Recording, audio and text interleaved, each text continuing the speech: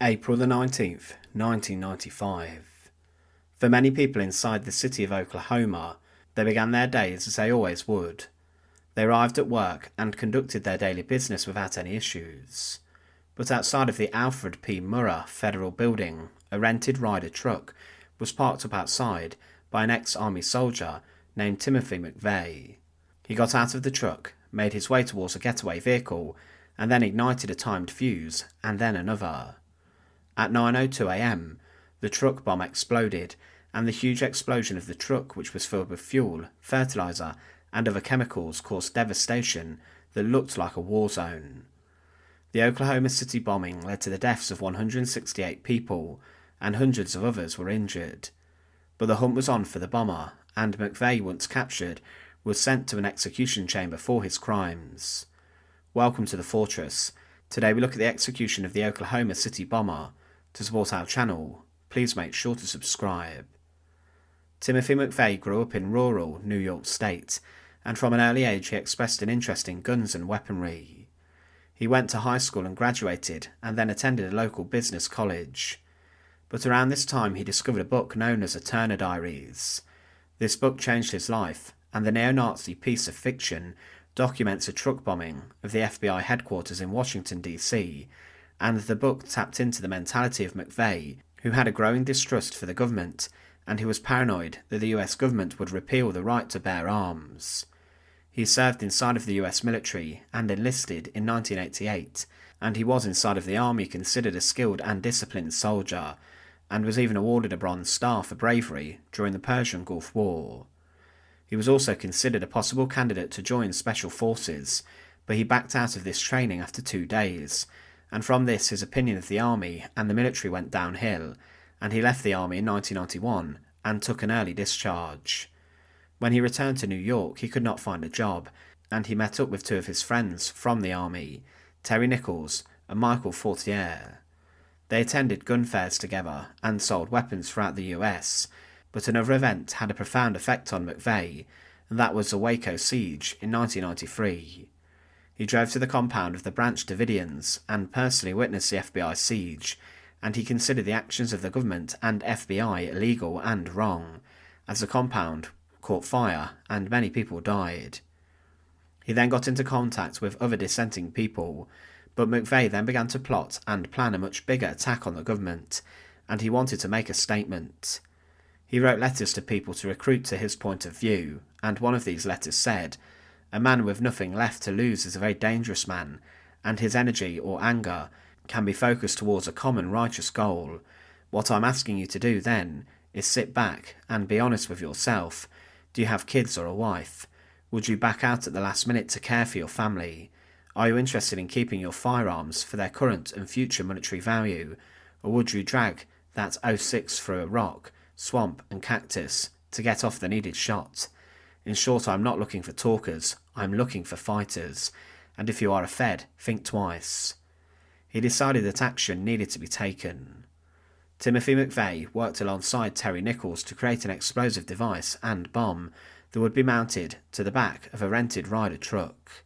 The bomb they made using stockpiled chemicals included around 5,000 pounds of ammonium nitrate and nitromethane.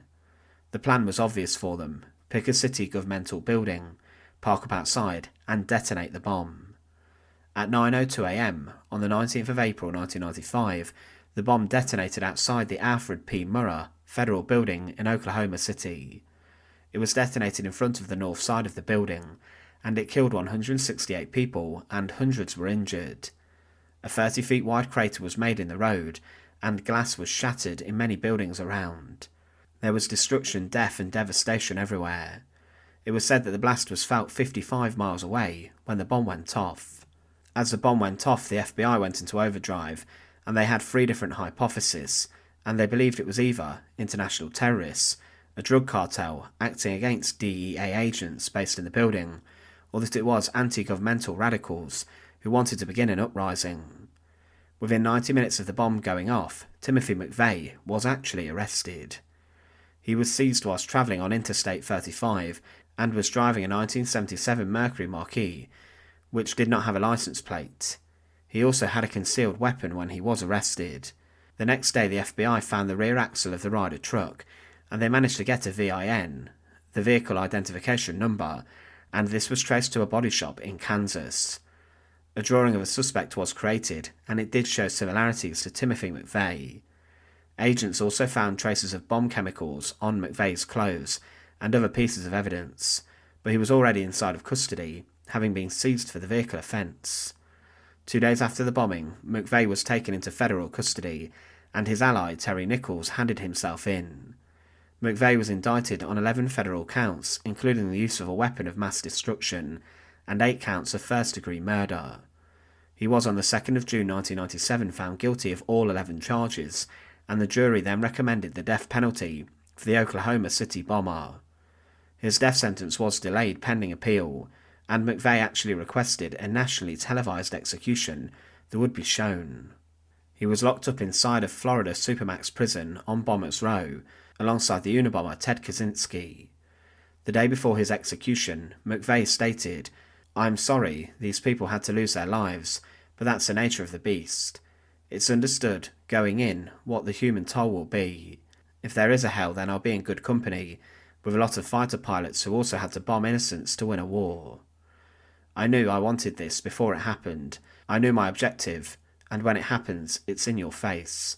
You just did something you're trying to say should be illegal for medical personnel." The execution date for Timothy McVeigh was set for June 11, 2001, and he would at the time of his execution be 33 years old. He was given a priest, and he did not offer a final statement before his execution.